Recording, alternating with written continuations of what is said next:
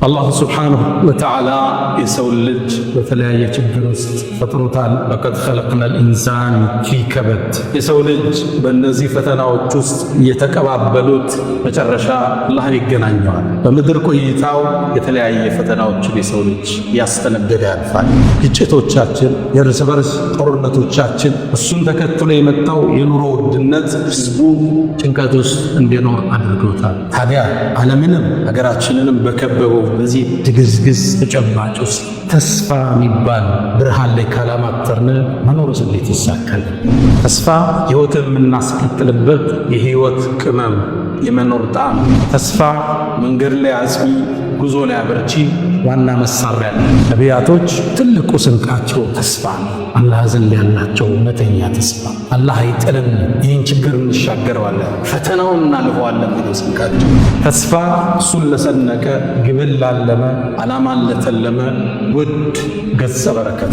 እነ ኸባብ ብኑል አረት ከማ ዐንደ አልቡኻሪ የአላህ መልእክተኛ ችግር ደረሰብን፣ እርዳታ ከአላህ አትጠይቅም ሲሉ ምነው ተቻኮላችሁ? ከእናንተ በፊት የነበሩ ህዝቦች መከራ እያለፈባቸው ተቋቁመዋል እንጂ አሏቸው ነቢዩ ዓለይሂ ሰላም።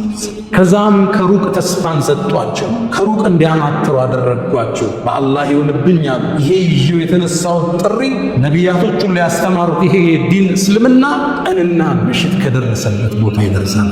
እንዴት አይነት ተስፋ ነው! ምን አይነት ስንቅ ነው! ነቢዩ ዓለይሂ ሰላቱ ወሰላም ይሄን ዲን አላህ የድንጋይን የአፈርን ቤት ውስጥ ይከተዋል። ተስፋን የሰነቁ ሰዎች ተራራውን ወጥተው ዳገቱን ተሻግረው ኮረብታውን ዋትተው ለስኬት ይበቃል።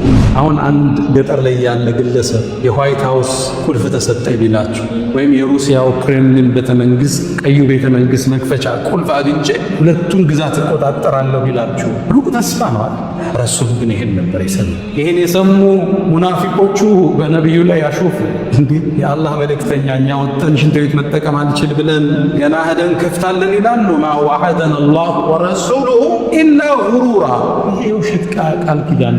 ተስፋን የሰነቁ ወንዞቹን አቋርጠው ባህሮችን ተሻግረው ማዕበሉን ረተው ወደ ዳርቻው ይደርሳሉ። ረሱል ዓለይሂ ሰላቱ ወሰላም ይህን ትውልድ ያሻገሩት በጠነከረ ተስፋ ውስጥ። አሁን ያለንበት ተጨባጭ አትዩ እንሻገራለን የሚል ስንቅ።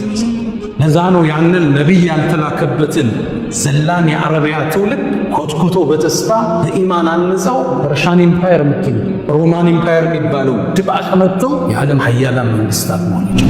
ተስፋን የሰነቁ ህዝቦች ጨለማውን አልፈው ግዝግዙን ተሻግረው ወደ ብርሃናማው ዓለም ይስተናገዳል። ተስፋን የሰነቁ ቸነፈሩን ተሻግረው ውርጩን ተቋቁመው ለስኬት ለድል ይበቃል።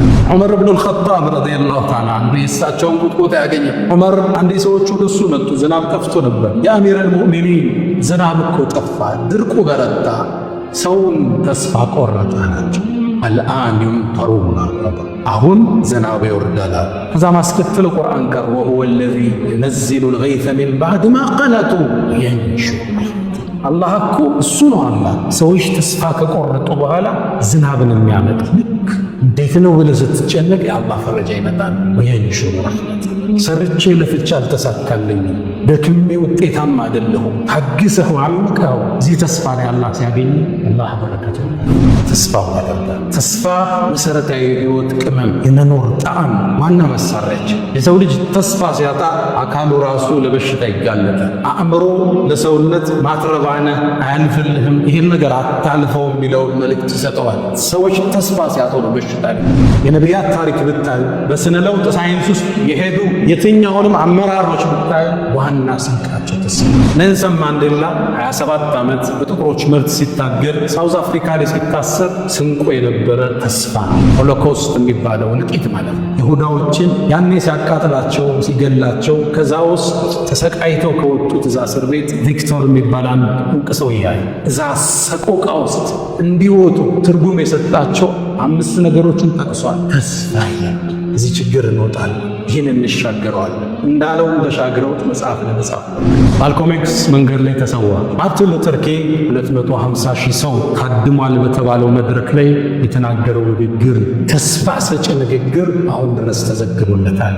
አይ ሃቭ አ ድሪም የሚለው ህልም አለኝ፣ ነጭና ጥቁሮቹ አንድ የሚሆኑበት በጋራ የሚቀመጡበት ዘመን ይመጣል። ኢትዮጵያ ውስጥ ሰላም ሰፍኖ፣ አብሮነት ሰፍኖ፣ ደህንነት ሰፍኖ ሁሉም ኢትዮጵያዊ በሁሉም የኢትዮጵያ ክፍል ተሰማርቶ ነግዶ አግብቶና ወልዶ የሚኖርባት ሰላማዊ ምድር፣ ሰላማዊን ሀገር ለትውልድ እንደምናሻገር እኔም አላህ ዘንድ ተስፋ አለኝ። አልሐምዱሊላህ ኢባደላህ፣ ውድ ምእመናን፣ አላሁ ስብሓነሁ ወተዓላ የሰው ልጅ በተለያየ ችግር ውስጥ ፈጥሮታል። ለቀድ ኸለቅነል ኢንሳን ፊ ከበድ። የሰው ልጅ በእነዚህ ፈተናዎች ውስጥ እየተቀባበሉት መጨረሻ አላህን ይገናኘዋል። በምድር ቆይታው እንደ ግለሰብ፣ እንደ ቤተሰብ፣ እንደ ሀገር ብሎም እንደ ዓለም የተለያየ ፈተናዎችን የሰው ልጅ ያስተነገደ ያልፋል። አሁን ዓለም አንድ መንደር ሁና አንድ ቦታ ዓለም ላይ የሚጮኸው ጩኸት እኛ ጋር ሲያስተጋባ እንሰማዋለን። የሆነ ቦታ የተፈጠረ ችግር ተጽዕኖውን እኛው መንደር ላይ እናገኘዋለን። እያንዳንዳችን ቤተሰብ በነፍስ ወከፍ ሲገባ እንመለከተዋለን። አላሁ ስብሓነሁ ወተዓላ በተለይ በዚህ 7-8 ዓመታት ውስጥ ዓለም ላይ ግዙፍ ክስተቶች ተከስተዋል። ከባድ ፈተናዎች ተከናውነዋል። ሰንሰለታማ የሆኑ ሙከራዎች አልፈዋል። 2019 እንኳን ብንነሳ ኮቪድ ዓለምን ሲጎበኝ ዓለምን በአጠቃላይ ማስክ አለበሳት። ስብሰባዎች ተሰረዙ፣ የእግር ኳስ ጨዋታዎች ተሰረዙ፣ መዝናኛዎቹ ተሰረዙ፣ ሰርጎች ተሰረዙ፣ ትምህርት ቤቶች ተዘግተዋል፣ በርካታ አገልግሎቶች ቆመዋል። አላህ ዓለምን ማስክ ያለበሰበት ዓመታት አልፈዋል። የሰው ልጆች ወደሱ እንዲመለሱ ኮቪድ ከመጣ በኋላ ምድር ላይ ቢያንስ 7 ሚሊዮን ሕዝብ ምድርን ተሻግሯል፣ ሞቷል። በአሁን ድረስ 704,000 ሕዝብ የኮቪድ በሽታ ላይ ይገኛል፣ አላገገመም። ኮቪድ የዓለም ኢኮኖሚም ላይ ትልቅን ተጽዕኖ ፈጥሮ አልፏል።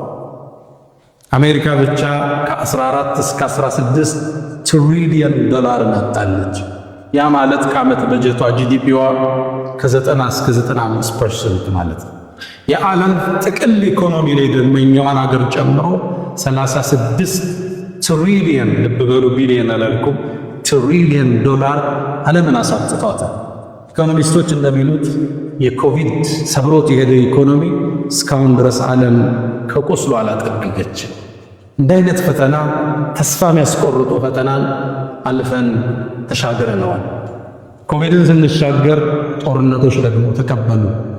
ዩክሬንና ሩሲያ ላይ ያለው ጦርነት የዓለምን ኢኮኖሚ ማናጋቱን ቀጠለበት። 1 ትሪሊየን ዶላር ኪሳራ ተስተናግዷል።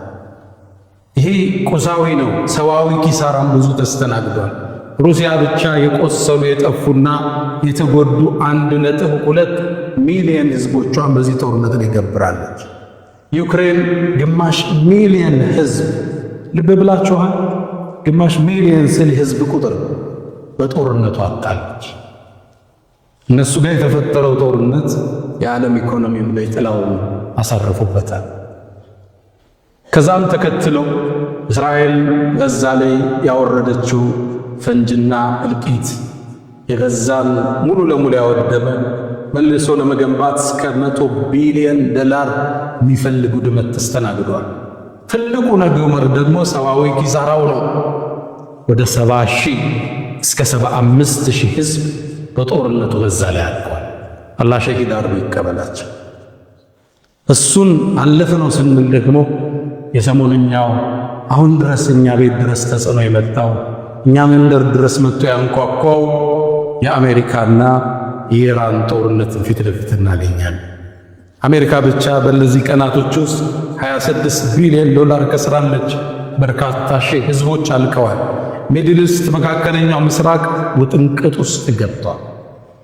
ጎረቤት ሀገር ሱዳን እንኳን ለዓመታት የፈጀው የእርስ በርስ ግጭታቸው 100 ቢሊዮን ዶላር ኪሳራ አስተናግዳል።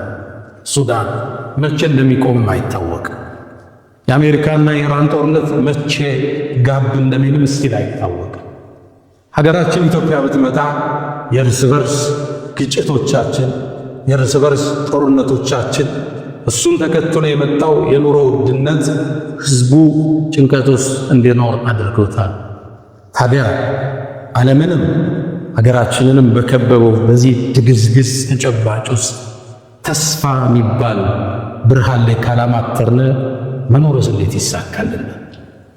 ተስፋ ሕይወትን የምናስቀጥልበት የሕይወት ቅመም፣ የመኖር ጣዕም። ተስፋ መንገድ ላይ አጽሚ፣ ጉዞ ላይ አበርቺ ዋና መሳሪያ ነው። ተስፋ እሱን ለሰነቀ፣ ግብን ላለመ፣ ዓላማን ለተለመ ውድ ገጸ በረከት። ተስፋን የሰነቁ ሰዎች ተራራውን ወጥተው ዳገቱን ተሻግረው ኮረብታውን ባትተው ለስኬት ይበቃሉ።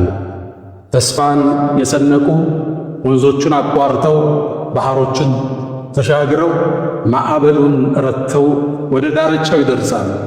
ተስፋን የሰነቁ ሕዝቦች ጨለማውን አልፈው ድግዝግዙን ተሻግረው ወደ ብርሃናማው ዓለም ይስተናገዳሉ። ተስፋን የሰነቁ ቸነፈርን ተሻግረው ውርጩን ተቋቁመው ለስኬት ለድል ይበቃል። ተስፋ በሰው ልጆች ሕይወት ውስጥ የሚያስፈልጋቸው መሰረታዊ ቅመም። የሰው ልጅ ሰዋዊ ምክንያቱን ያደርሳል፣ ይጥራል፣ ይለፋል፣ ምክንያት ያደርሳል።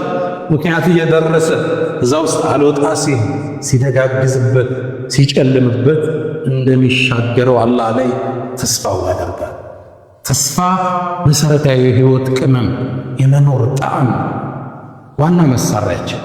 የሰው ልጅ ተስፋ ሲያጣ አካሉ ራሱ ለበሽታ ይጋለጣል። አእምሮ ለሰውነት ማትረባነ አያልፍልህም፣ ይህን ነገር አታልፈው የሚለውን መልእክት ይሰጠዋል። ሰዎች ተስፋ ሲያጡ ነው በሽታ ላይ። ለአንድ ማህበረሰብ ለአንድ ትውልድ ለውጥ ይመጣል፣ የተሻለ ነገ ይከሰታል። ከሩቅ ሳቅህን አዳምጠው እያልክ ተስፋ ካልሰጠኸው መኖር አስቸጋሪ፣ ፈታኝ፣ ዳገት ይሆንበታል። የምንበረው በሁለት ክንፍ ነው። ምክንያትን እናደርሳለን፣ ሰበብን እናደርሳለን፣ እንደክማለን፣ እንቧጥጣለን፣ እንጥራለን። እሷ ልሳካልን ሲል እንደማይሆን ሲሰማን ግን ተስፋ እንሰንቃለን። አላህ ላይ ተስፋ እንቆርጥ። አላህ ቃል ገብቶልናል፣ ከጭንቅ በኋላ መፍትሄ አለ ብሎናል። ንጋቱ ቅርብ ነው ብሎናል። አለይሰ ሱብሑ ቢቀሪብ፣ ለባሮቼ እኔ በቃለሁ ብሏል። አለይሰ አላሁ ቢካፊን ዓብደ። ይሄን የሕይወት ፍልስፍና ነቢያቶች ውስጥ ታገኙታላችሁ። ይሄን አስተሳሰብ ለውጥን ያራመዱ አንዲት ሀገር ለውጥን ለማምጣት ለታተሩ ሰዎች ዋና ስንቅ ሆኗቸው ታሪክ ላይ ትመለከታላችሁ። እስኪ አንዲት ተምሳሌት እናንሳ። ሀጀራ፣ እናታችን ሀጀር ኢብራሂም ዓለይሂ ሰላም መካ ላይ ነበር ትተዋት የሄዱት። ያኔ መካ እሰቡት ሰው የለም፣ የሚንቀሳቀስ እንስሳ የሌለበት ምድረ በዳ። ያኔ መካ ዛፍ ሳር የሌለበት ውሃ የሌለበት ለጥ ያለ በረሃ። መካን ያኔ ስትመለከታት ካዕባ ያልተገነባባት፣ በፀሐይ የጠቆሩ ተራሮችን የያዘች፣ ነፋስ በሚያነሳው አቧራ የተሞላች ምድረ በዳ። ከሕፃን ልጇ እስማኤል ጋር ኢብራሂም አስቀምጠዋት ተመለሱ። እዚህ ውስጥ ምን ይታያቸዋል? ሞት እንጂ። እዚህ ውስጥ መጥፋት እንጂ ምን ይታያቸዋል? ሀጀርም ደነገጠች። ኢብራሂም ጥሏት ሲሄድ ለማን ነው የምትሆን? መልስ የለም። ጠየቀች፣ መልስ የለም። አላህ ነው እንዲያዘዘ አለችው። በአንድ ዘገባ ራሱን ብቻ አንቀሳቀስ ይላል ነቢዩላህ ኢብራሂም። አንድን ቃል ተናገረች፣ ተስፋን ያዘለ። እንደሱ ከሆነማ አላህ ይጥለንም አለች።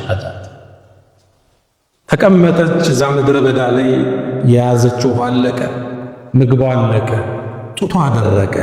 ሕፃኑ እስማኤል ያለቅሳል ዓለይሂ ሰላም።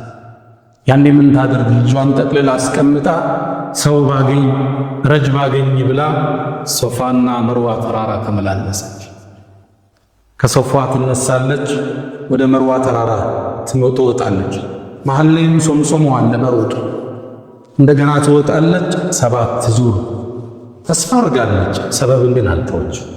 ሩጫውን ስንዞማውን አልተወች። መጨረሻ ላይ መርዋ ተራራ ስትመለስ ልጇ ጥግ አንድ ፍጡር ቆሟል። ለካ አላህ ጀብራኢልን ልኮት ነበር። ሩጣ መጣች ልጇን ልታድን። ማነሽ አንቺ አላት ጅብሪል። ሀጀር ነኝ አላለችው። ምክንያቱም ሀጀር ከሷ ይልቅ ኢብራሂም እንደሚታወቅ በሰማይ ሰዎች ታውቃለች። እኔማ የኢብራሂም የልጁ እናት ነኝ አለች። ኢብራሂም ለማን እዚህ ምድረ በዳ ላይ ተወሽ አላት። ለአላህ ነው ተወኝ አለች። በርግጥ ለሚበቃሽ ጌታ ነው ተወሽ አላት። አፈሩንም ማሰው ዘምዘም ውሃው ወጣ። ያነ ዘምዘም ሄዶ እንዳያልቀባት ዙሚ ዘምዘም የሚለው ቃል ከሱ ነው የመጣ ገደበችው። እሷ አሁን እየጠጣች ከርቀት ጁርሁም የሚባል ጎሳ በመካ ጥግ ያልፋል። ውሃ ያለበት ቦታ ላይ ከላይ አሞራዎች አጥለዋል። እዚያ አካባቢ ውሃ ነው ብለው ሲመጡ አንዲት ሴት ከሕፃን ጋር ይህን ውሃ እንድንጠቀመው ትፈቅጃለሽ አሏት። በእሷ ኃላፊነት አላህ ጎረቤት ሰጣት፣ ዘመድ ሰጣት። መካን ቆረቆረች። ባዶ ምድረ በዳ ወና ከሆነ ቦታ ላይ ተስፋ ይታያችኋል። ዛፍ የሌለበት ሳር፣ ውሃ የሌለበት እንስሳ የሌለበት እዚህ ድቅድቅ ጨለማ ውስጥ ነገን ማማተር፣ ብርሃንን ማማተር የነቢያቶች ትልቅ አቅምስ። ነቢዩላህ ኢብራሂም ባሏንም ልትወስዱ ጣዖታትን ሰብርክ ብለው ሊያቃጥሉት ተነሱ። እሱን ለማቃጠል እንጨቶችን ሰበሰቡ። ለወራት እሳቱን ሲያነዱት ከላይ ላይ የሚያልፉ አዕዋፋት እየጠበሳቸው ይወድቁ ነበር። ተስፋው ግን እንደሰነቀ ነው። በወስፈንጠርን እሳት ውስጥ ጨመሩት። ተስፋው ላይ እንደጸና ነው ኢብራሂም ዓለይሂ ሰላም። እሳቱ ነዶ ከቀናት በኋላ ኢብራሂም ሲወጣ የተቃጠለው የታሰረበት ገመድ ብቻ ነው። ነቢያቶች ትልቁ ስንቃቸው ተስፋ ነው። አላህ ዘንድ ያላቸው እውነተኛ ተስፋ አላህ አይጥለን፣ ይህን ችግር እንሻገረዋለን፣ ፈተናውን እናልፈዋለን የሚለው ስንቃቸው። ነቢዩላህ ሙሳ ዓለይሂ ሰላም ፍርዓውን ከናፍንጫው የታጠቀ ሰራዊት ከጀርባ ሲያሳዳቸው፣ ህዝቦቹ ተደረሰብን ሲሉ ከፊት ለፊት ባህሩ ሲጠብቃቸው አንድ ተስፋን ያዘለ ተወኩልን ያዘለ ቃል ተናገረ። ጌታዬ ከኔ ጋር ነው፣ መውጫውን ይመረኛል አላቸው። በእርግጥም ባህሩን በዱላውን ለመስታወት ከስክሶ ከሁለት አቁሞ ህዝቦቹን አሻገረ። ነቢዩና መሐመድ ዓለይሂ ሰላቱ ወሰላም ሰይዱል ሙርሰሊን መካ ላይ ጥሪውን ይዘው ሲነሱ እንደዚህ ሰው አልነበረም።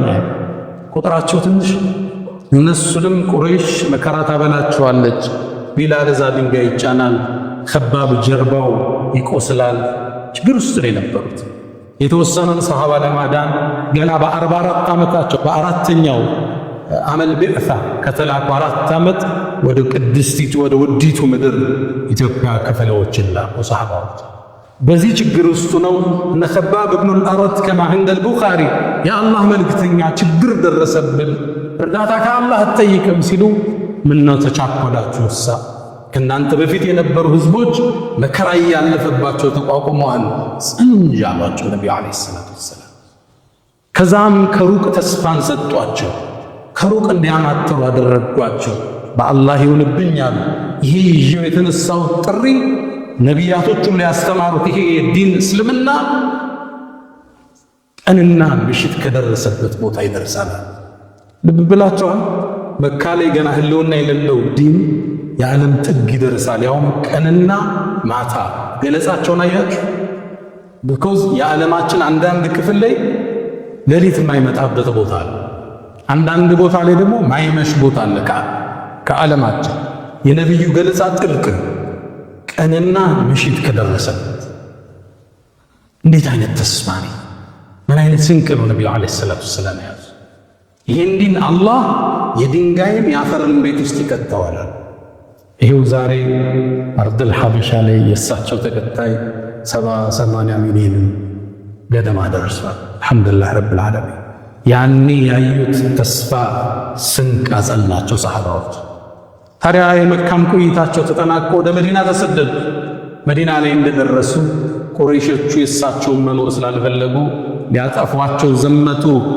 ገዝዋ አልአሕዛብ የምንለው ጭፍሮቹ መጡ። 10,000 ጦር ይዘው ነው የመጡት። ገጠፋኖች፣ ቁረይሾች፣ ከውስጥ ደግሞ የሁዶች። ነቢዩ ዓለይሂ ሰላቱ ወሰላም ሰራዊታቸው ያኔ 3,000 ብቻ በምን ይቋቋሟቸው? ሰልማን ከፋርስ ሀገር ያመጣውን ጥበብ ነገራቸው። እኛ ጠላት ሲመጣብን ጉድጓድ ቆፍረን እንመክት ነበር። ከመዲና 2 ተራራዎች ሰሜናዊ መዲና በኩል ጉድጓዶችን ቆፈሩ፣ ኸንደቅ ይባላል። ያን ጉድጓድ ቆፍረው ጠላትን መከቱበት። ታዲያ ያኔ በመቆፈር ላይ ያሉ አንድ ትልቅ ቋጥኝ መስመር ዘጋ። ጀግኖቹ ሷሃባዎቹ መቱት፣ ሊፈርስ አልቻለም። የመጨረሻ መመለሻ ወደ ነቢዩ ዓለይሂ ሰላቱ ወሰላም የአላህ መልእክተኛ አንድ ትልቅ ቋጥኝ ዘጋብን፣ ምን እናድርግ አሏቸው። ነቢዩ ዓለይሂ ሰላቱ ወሰላም መጣዋል፣ ወረዱ፣ ተቀበሉት። ቢስሚላህ አሉና አንዴ መቱት። 1/3 ፈረሰ። ያኔ ከድንጋዩ ስባሪ ውስጥ ብርሃን ወጣ። ተስፋ የሰነቀ ንግግር ሰጥቷቸው አላሁ አክበር አላሁ አክበር አሉ። ኡጢቱ መፋቲሐ ሻም፣ የሻም አገርን መፍቻ ቁልፍ አላህ ሰጥተኛል። እዚህ ሁኜ ቀያይ ቤተ መንግሥቶች አይታዩኛል። ልብ ብላችኋል። መዲና ውስጥ ያለ አንድ ትልቅ መሪ ነቢይ፣ በጠላቶቹ በ10,000 ጦር የተከበበ ነቢይ፣ ዓለምን ከፍቶ አረቡን ከፍቶ ተሻግሮ አሁን ያለችበት ሶሪያን፣ ጆርዳንን፣ ለበነንን፣ ግማሹን ቱርኪያ የያዘውን የሻም ግዛት መከፍትበት ቁልፍ ተሰጠኝ ሲል ምን አይነት ተስፋ ነው ነቢዩ ዓለይሂ ሰላቱ ወሰላም? ለሰሃቦች ውስጥ ምን አይነት ተስፋ ነው እየሰጧቸው ያሉ? ከዚህ ወጠን ገና ዓለምን እንገዛለን እንደሚል ስንቅ ሰጥቷቸው፣ ሁለተኛ ነሱን አሁንም ድንጋዩን አለቱን መጡ። 1/3 ደግሞ ተሰበረ። ብርሃንም ወጣ። ነቢዩን አስከተሉ። በአላህ የነብይ የፋርስ ሀገር መክፈቻን ቁልፍ ተሰጠኛል። አሁን ኢራን፣ ኢራቅ የምንለው ግዛት የፐርሻን ኢምፓየር ነው ያለ አካባቢ።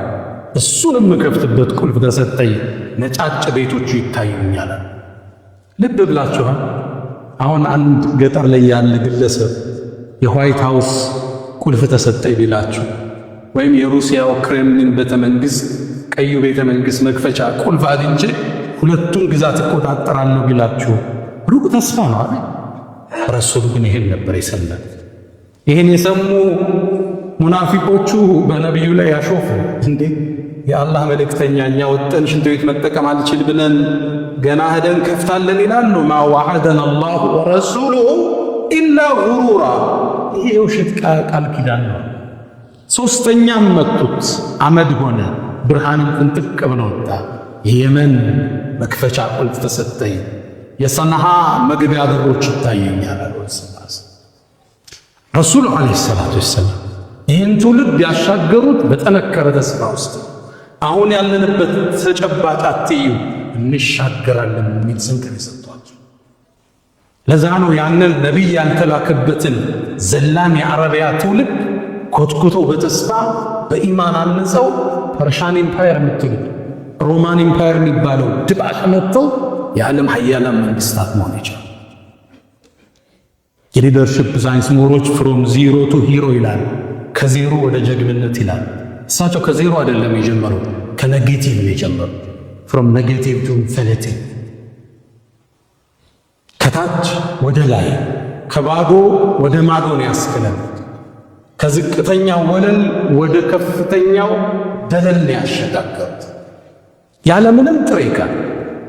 ያንን ዘላን ትውልድ መሳሪያ የሌለው ቴክኖሎጂ የሌለው ሀብት የሌለው እንዴት አደራጅተው ዓለምን መሩ ይላል ማይክል ኸርት የሚባል የዘመኑ ጸሐፊ በ100 ኢንፍሉዌንሻል ፐርሰን ኦን ሂስትሪ የሚለው መጽሐፍ ዓለምን የለወጡ 100 ሰዎችን ታሪክ ሲጠቅስ ቁጥር 1 ያመጣው ሙስሊም አይደለም፣ ነቢዩ መሐመድ ሰለላሁ ዐለይሂ ወሰለም ቁጥር 1 ነው ያሰለፋቸው።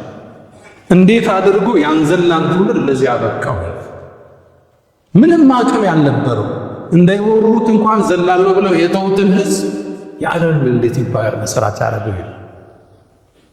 ተስፋ የህይወት ስንቅ፣ የመኖር ጣዕም፣ የህይወት ለዛ መንገድ ላይ ያዘ፣ መንገድ ላይ ያበርች።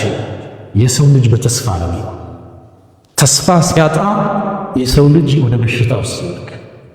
ዑመር ብን አልኸጣብ ረዲየላሁ ተዓላ አንሁ የእሳቸውን ቁጥቁጥ ያገኘው ዑመር አንዴ ሰዎች ወደሱ መጡ። ዝናብ ጠፍቶ ነበር። የአሚረል ሙእሚኒን ዝናብ እኮ ጠፋ፣ ድርቁ በረታ፣ ሰውን ተስፋ ቆረጠ አላቸው። አልአን ዩምጠሩና አሁን ዝናብ ይወርዳል።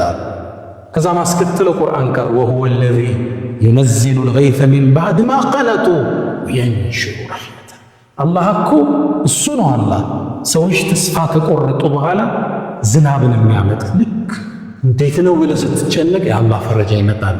ወየንሹሩ ረሕመተ ሰርቼ ለፍቼ አልተሳካልኝም፣ ደክሜ ውጤታማ አይደለሁም፣ ታግሰው አምቀው እዚህ ተስፋ ላይ አላህ ሲያገኝ አላህ በረከቱን ይከፍታል። የነቢያት ታሪክ ብታዩ፣ በስነ ለውጥ ሳይንስ ውስጥ የሄዱ የትኛውንም አመራሮች ብታዩ ዋና ስንቃቸው ተስፋ። ኔልሰን ማንዴላ 27 ዓመት በጥቁሮች መብት ሲታገል ሳውዝ አፍሪካ ላይ ሲታሰር ስንቁ የነበረ ተስፋ። ሎንግ ዌይ ቱ ፍሪደም ረዥሙ ለነፃነት የተከፈለው መንገድ የሚለው መጽሐፍ እንደ እማኝ ማየት ትችላላችሁ። ዊንስተን ቸርችል የናዚ ጦር የጀርመን ጦር እንግሊዝን ሲደበድብ ፈንጆችን ሲያዘንብባቸው ለእንግሊዝ ሕዝብ ተስፋ ባይሰጡ ኖሮ እንግሊዝ ተበታትና ታልቃለች ይችላል። ግን ጎበዝ መሪ ነበር፣ ተስፋ ሰጣቸው። ይኸው ዛሬ በእኛ ሀገር ላይ ቸርችል ጎዳና ብለን የጣሊያን ወረራ ያደረገው አስተዋጽኦ መስታወሻ ተሰጥቶታል። ተስፋ ትውልድ የምታምርበት ከጭንቀት የምትወጣበት ብርሃን ተስፋ ለትውልድ ቢነገረው ያልፋል፣ እንሻገረዋለን የሚል ቋንቋ ነው የሚነገር። እንደምታውቁት ሂትለር የሁዶቹ አቃጥሎ ገሏል የሚባል አመራር ነው። ሆሎኮስት የሚባለው እልቂት ማለት ነው። የሁዳዎችን የማጎሪያ እስር ቤት ውስጥ አድርጎ ግማሹን አቃጥሏል የሚባል እኛ የሁዶቹን ቢሆን እንዲቃጠሉ አንፈልግም። ጥፋተኞችን አላህ እጃቸውን የያዘ እንጂ ለሰው ልጅ በአጠቃላይ እናዝናለን።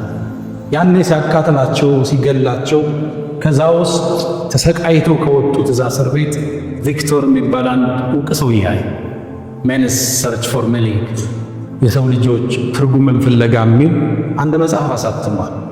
እዚህ መጽሐፍ ውስጥ እዛ ሰቆቃ ውስጥ እንዲወጡ ትርጉም የሰጣቸው 5 ነገሮችን ጠቅሷል። ሁለቱ ዋና ዋናዎቹ፣ አንደኛ ለህይወት ዓላማ መኖር፣ ለሚኖርበት ነገር ትርጉም ያለው ሰው ለሚሸከመው ዓላማ ትርጉም ይኖረዋል። ኋ የሚል ትርጉም ያለው ሰው ሐውን መኖር ይችላል ይላል። ሁለተኛው መሰረታዊ ቅመም ተስፋ ይላል። እዚህ ችግር እንወጣለን፣ ይህን እንሻገረዋለን እንዳለውም ተሻግረውት መጽሐፍ ለመጻፍ በቃ የትኛውም የለውጥ ሳይንስ በፈተና ያለቁ ሰዎችን ታሪክ ስታዩ ተስፋ ሰጣቸው። ለትውልድ የሚነገረው ተስፋ ነው። እንሻገረዋለን፣ እናልፈዋለን፣ ነገ የተሻለ ይሆናል፣ ምክንያቱም ደግሞ እናደርሳለን። በአሜሪካኖች የጥቁር መብቶች ትግል ውስጥ 2 ግለሰቦች በዋናነት ይጠቀሳሉ፣ ማልኮም ኤክስ እና ማርቲን ሉተር ኪንግ። ማልኮም ኤክስ በጣም የተዋደቀ ለጥቁሮች መብት ጥቁሮች ከነጮቹ ጋር እኩል መታየት አለባቸው ብሎ የማሰነ የለፋ ሰው ነበር። መጨረሻም ሸሂድ ሆኖ ነው የሞተው፣ አላህ ይርሐመው። ሁለተኛ ማርቲን ሉተር ኪንግ ነው። ያኔ ጥቁሮቹ እንደ ሰው አይታዩ፣ እንደ ባሪያ በመርከብ ተጭነው ይሸጡ ነበር። የነጮቹ አገልጋይ ናቸው። የተመሳሳይ የአምልኮ ቦታ እንኳን የላቸው። የጥቁሮቹ ቸርች አለ፣ የነጮቹ ቸርች አለ። ማልኮም ኤክስ እንዲሰልም ያደረገው ይሄ ፍልስፍና እስልምና ውስጥ ሲመጣ መካ ውስጥ ለመጎብኘት ሲሄድ ነጩ አረብ ጠጦ ለጥቁሩ ይሰጠዋል፣ ጥቁሩ ጠጦ ለነጩ ይሰጠዋል። ይሄ ነው ትክክለኛ ሃይማኖት። ረሱሉን ዓለይሂ ሰላቱ ወሰላም ኢማም ሆነው ሲያሰግዱ ሙአዚናቸው ጥቁሩ ሀበሻዊ ቢላል ነበር። እስልምና ይሄ ሰዎችን በቀለም በቋንቋ አይዳኝም፣ ለአላህ ባላቸው ፍራቻ ባላቸው አስተዋጽኦ እንጂ። ጥቁሮች ያኔ እኩል አይታዩም። ያው ማስተውሰው አንድ ያነበብኩት ታሪክ አለ። ሕፃናቶች በዚህ ስነ ልቦና ከማደጋቸው የተነሳ አንድ ሕፃን አፉፋ ከሚሸጥ ሰው ጥግ መጣ። ሰውየው የተለያየ አፉፋዎችን ይዟል፣ ነጭ፣ ቀይ፣ ቢጫ፣ ጥቁር። ከዛ ሰውየው እየሸጠ ያለ ሕፃናት ሲያልፉ አንዱን አፉፋ ይለቀዋል ወደ ላይ። ሕፃናትም ወደ ላይ ሲወጣ ሲያዩ ወላጆቻቸውን ጨቅጭቀው አፉፋ ያስገዛል። ይህን ሲመለከት ቆየና ጥቁሩ ሕፃን ሻጩን ተጠጋ፣ ልብሱንም ጎተተው፣ ዞር አለ። አንድ ጥያቄ ልጠይቅህ አለው። አሁን ጥቁሩን አፉፋ ብትለቀው ወደ ላይ ይወጣል እንዲያል። ጥቁርነት ታናሽነት፣ ጥቁርነት ዝቅተኝነት፣ ይህን ነበር የታነጹ። ይህን ሊሰብሩ ነው እነሱ የወጡ። ማልኮም ኤክስ መንገድ ላይ ተሰዋ። ማርቲን ሉተር ኪንግ በ1963 ኦገስት 28 ላይ 250 ሺህ ሰው ታድሟል በተባለው መድረክ ላይ የተናገረው ንግግር፣ ተስፋ ሰጪ ንግግር አሁን ድረስ ተዘግቦለታል። አይ ሃቭ አ ድሪም የሚለው እኔ ህልም አለኝ ነው የቃሉ ትንታኔ። ህልም አለኝ ነጭና ጥቁሮቹ አንድ የሚሆኑበት በጋራ የሚቀመጡበት ዘመን ይመጣል። ህልም አለኝ አሁንም የሱ ንግግር ነው። ልጆቼ ሕፃናት በቀለማቸው ሳይሆን በአስተሳሰባቸውና በብቃተኛቸው የሚዳኙበት ዘመን ይመጣ ዘንድ ህልም አለኝ። ለትውልድ የሚነገር በችግሮች በጭንቀቶች ተስፋ ህልም ነው። ታዲያ እኛም ዛሬ እዚህ ነቢዩ ዓለይሂ ሰላቱ ወሰላም ሚንበር ላይ ሆነን ለሀገራችን ተስፋ አለን እንላለን። እርግጥም ተስፋ አለን።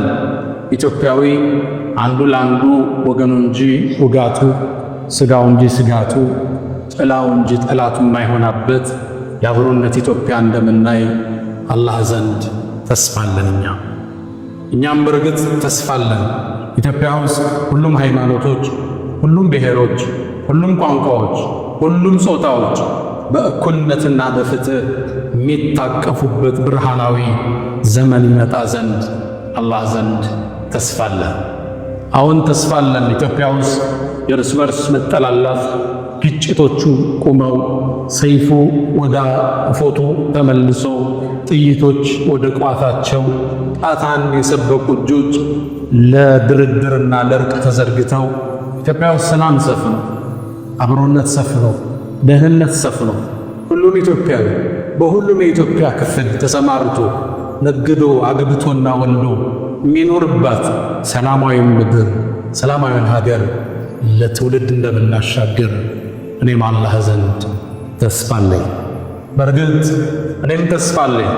ኢትዮጵያ ልምላሜዋ ተረጋግቶ እድገቷ አብቦ ሰጭ እንጂ ተቀባይ ሳትሆን ረጅ እንጂ ተረጅ ሳትሆን የተፈራችና የታፈረች ኢትዮጵያ እውን ትሆን ዘንድ አላህ ዘንድ ተስፋ አለኝ። አዎ አሁንም ተስፋ አለኝ። ኢትዮጵያ ውስጥ ሰዎች በእምነታቸው በቋንቋቸው የማይገፉበት፣ ባለባበሳቸው የማይደፈቁበት፣ የአክሱም ሙስሊሞች መስጂዳቸውን ሰግደው አዛን የሚያወጡበት፣ እትብታቸው ተቀበረው ቦታ ላይ አጸደ ገላቸው በክብር የሚያርፍበት ዘመን ይመጣ ዘንድ አላህ ዘንድ ተስፋ አለኝ። ተስፋ የህይወት ስንቅ፣ የመኖር ጣዕም፣ የመኖር ትርጉም። አለው ፈዕሉ ልኸይራት ወስተግፊሩ ረበኩም ፈጡባ ሊልሙስተግፊሪን።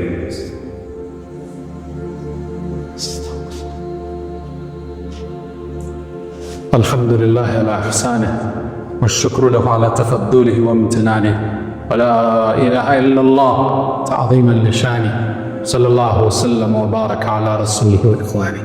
አማ በዕድ ነቢዩ ዓለይሂ ሰላቱ ወሰላም የፍጥረቱ ዓለሙ ውብ ድንቅ ተምሳሌት ናቸው። መካን መኖር አልችል ብለው ወደ መዲና ስደትን ተያያዙ። ስደትም እየተጓዙ እያለ መንገድ ላይ ሱራቀቱ ብኑ ማሊክ የሚባል ሰው ተከትሏቸው ደረሰ። ሱራቃ የመጣበት ዓላማ አንድ ነው። መሐመድን በሕይወትም ይሁን ሙቶ ይዞት የመጣ ሰው 100 ግመል ይሸለማል የሚለውን የቁረይሽ ጥሪ ሰምቶ ነው። ይህ ምስኪን ደሃ 100 ግመል አግኝቶ ከነገሥታት ጋር እኩል ይሰለፍ ዘንድ ቋምጦ አቧራውን እያጨሰ መጣ። አቡበክር ስዲቅ አንዴ ከፊት ይሆናሉ፣ ሌላ ጊዜ ከኋላ።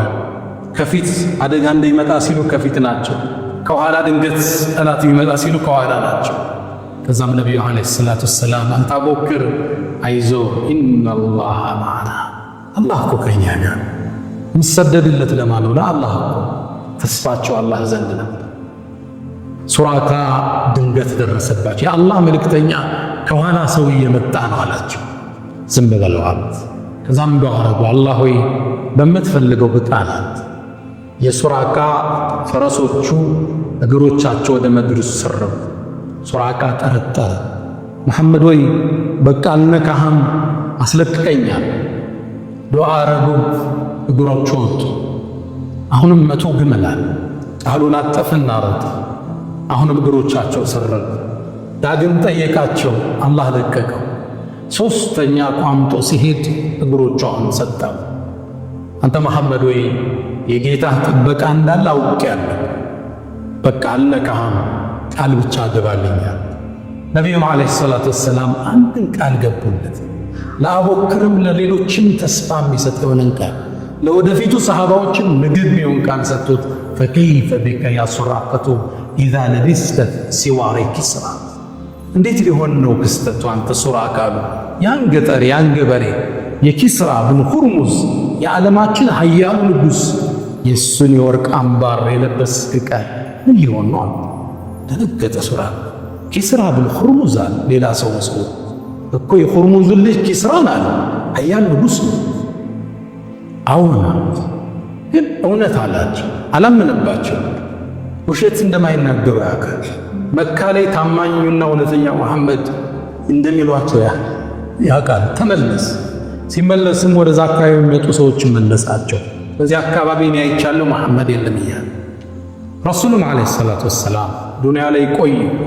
ከ10 ዓመት በኋላ መካን ከፍተው ሲመጡ ሱራቃ ያኔ እስልምናን ተቀበለ። አስታወሳቸው። ቃል ገብተህልኛል አላት። አዎን አሉት ነቢዩ ዓለይሂ ሰላቱ ወሰላም። እስልምናው አማረ። ረሱሉም ወደ አኺራ ተሻገሩ። የሰይድና አቡበክር ስዲቅ ያገዛዝ ዘመን አለፈ። ከዛም የዑመር ብን ኸጣብ ዘመን መጣ። ያኔ እንደተባለውም የኪስራ ምድር ተከፍታ ሙስሊሞቹ የኪስራን ቤተ መንግሥት ተቆጣጠሩ። ወርቁና ድልቡ ቃዲስያ ጦርነት እንደተጠናቀቀ ሰዓድ ብን አቢ ወቃስ ወደ ዑመር ላከ። ዘውዱን ወርቁ ዑመር እጅ እንደገባ ሰሓባዎችን ሰበሰበ። አይነ ሱራቀቱ ብን ማሊክ፣ ሱራቃ የታለ? ነቢዩ ቃል ገብተውልሃል፣ ዛሬ ቃል ቢሞላበት። ይሄ ገበሬ ልብሱን እያወዛወዘ ዑመር ፊት ተሰየመ። የታላቁን ንጉሥ የኪስራን የወርቅ አምባር እጁን ያጠለቀ። ሰሃባዎቹ ያኔ በእርግጥ እንባቸውን መቆጣጠር አልቻለም። የነቢዩ ቃል የነቢዩ ተስፋ እውን ሲሆን ተመለከተ። ረሱሉ ዓለይሂ ሰላቱ ወሰላም ትውልድን ያነጹት ነገን የሚዳብሱት ይመስል የሚጨበት ተስፋ እየሰጧቸው። ትውልድ ችግር ውስጥ ሲሆን፣ ሀገር ውድቀት ውስጥ ስትሆን የተሻለውን ተስፋ ነው የምታሳየው። ሁሉም ለዚች ሀገር እድገት ከሠራ፣ ሁሉም ለእርቅ እጁን ከዘረጋ፣ ለአብሮነት ከተጋን፣ ተስፋን ከሰነቅን ኢትዮጵያ ወደ ከፍታዋ ማትወጣበት ምንም ምክንያት የለም። ያ መን ቱሒቡነ ነቢየ ሙሐመዳ ሰሉ ዐለይሂ ወሰሊሙ ጡለል መዳ ወሰላቱኩም ወሰላሙኩም ኑረን ለኩም ቢአምሲኩም ወቢየውሚኩም ወለኩም ገዳ ኢነላሀ ወመላኢከተሁ ዩሰሉነ ዐለን ነቢይ ያ አዩሃ አለዚነ አመኑ ሰሉ ዐለይሂ ወሰሊሙ ተስሊማ اللهم صل على محمد وعلى آل محمد كما صليت على إبراهيم وعلى آل إبراهيم وبارك اللهم على محمد وعلى آل محمد كما باركت على إبراهيم وعلى آل إبراهيم في العالمين إنك حميد مجيد. اللهم أعز الإسلام والمسلمين وأذل الشرك والمشركين. اللهم إنا نسألك أمنا وسلاما وعزا ببلدنا وصية رسولك يا أرحم الراحمين. اللهم إنا نعوذ بك من زوال نعمتك وتحول عافيتك وفجاءة نقمتك وجميع سخطك يا أرحم الراحمين. اللهم إنا نعوذ بك من جهد البلاء ودرك الشقاء وسوء القضاء وشماتة الأعداء. اللهم إنا نسألك العفو والعافية والمعافاة الدائمة في الدين والدنيا والآخرة. اللهم ربنا آتنا في الدنيا حسنة وفي الآخرة حسنة وقنا عذاب النار. وسلام على المرسلين والحمد لله رب العالمين. ألا فأقم الصلاة.